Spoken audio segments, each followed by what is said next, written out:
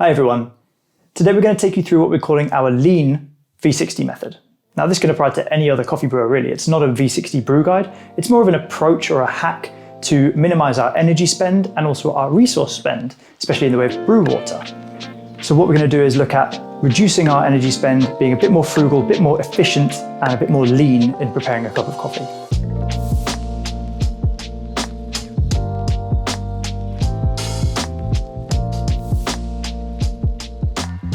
So the first step in the process is to kind of reverse what you would do normally. Rather than weighing your pour over as you go along and stopping when you hit your target weight, you're going to take your kettle, pop it on your scale and weigh out your brew water before brewing, before boiling. If I want to brew 18 grams of coffee to 300 grams of water, here I would add 1% because some of the water will be lost during the boiling process. So I would add 303 grams of water. Rather than using really nice brew water that you've boiled to rinse the filter paper, that's a bit unnecessary. You're going to waste your precious brew water. You're going to waste the energy used to boil that. You can rinse this in the sink. Problem is, this brew cone is made of ceramic, so it's going to act as a bit of a heat sink during the extraction process. You're not going to get as full an extraction as if you preheat this with boiling water, like everyone always tells you to do. That's less of a problem if you're using a plastic cone, but I actually use a ceramic V6002 at home, so I've been doing this extra trick.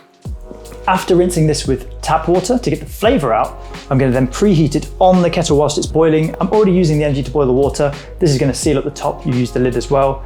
And that means I've got a rinsed and preheated brew cone without spending 150 grams of really nice water that I've boiled to do so. Because it's likely not going to be as hot as if I were to rinse it with boiling water, I will adjust my grind a little bit to make sure I can still get a really nice extraction. So I'll maybe be a click or two finer than using a method where I'd really thoroughly rinsed a ceramic cone with boiling water. Once you get your water boiling and your brew cone warming up on top of the kettle, you can weigh out your beans and get them grinding. Because I've weighed my beans and my water ahead of time, I can turn my scales off, pop them to one side, and they don't need to be on for 5 minutes. They can be off, preserving the battery. So you've got to charge your scales less or buy batteries if it's a battery powered scale less frequently. The only real downside to brewing this way is that you don't have real-time information about how much water you're adding as you go.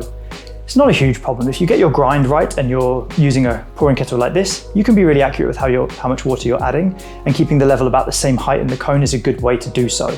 You can still time it if you want to, but typically I get water ready, coffee ready, I know I've got to add it all in, and I just react to what's happening in the cone and it comes out really nicely. Pop your kettle onto the scale, weigh out your water, and add 1% to account for any loss during evaporation when it's boiling.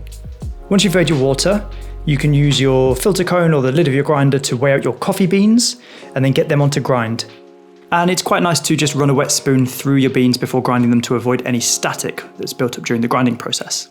Pop your beans into the grinder, and you can adjust a step finer if you're using something like ceramic or glass that's going to act as a heat sink, because we might not get to thoroughly preheat the cone in the same way as we would if we were to pour boiling water through it. The next step is to rinse your filter paper, and here we're just going to use tap water, so we're not going to use any of our precious brewing water that we've spent energy to boil to do so. What we're going to do here to mitigate the brewer being a bit of a heat sink is to put the brew cone onto the kettle whilst it's boiling, and you can pop the lid onto it as well so it sort of traps some more heat in. And that's going to then preheat it nicely while the kettle boils. This is going to happen a little bit faster than it normally would if you're adding brew water to rinse your filter paper with normally. Once it's boiled, turn off the kettle and add your rinsed V60 to the top of your cup.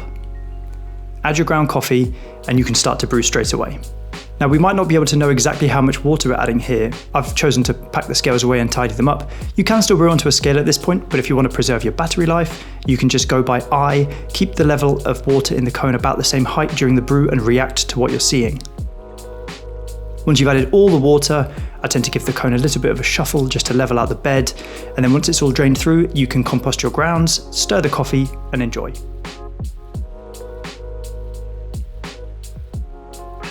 Okay, so that's our look at a lean brewing approach, in this case for the V60. I think the only thing you really lose is a little bit of control. Not knowing how much water you're adding for your bloom, not knowing how much water you're adding during the brew cycle, but I think it's a small sacrifice to make for preserving more of your quality brewing water and more energy spend in your kettle boiling.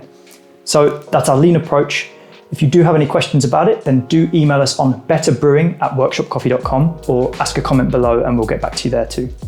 But that's it from us for today. So take care and we'll see you soon.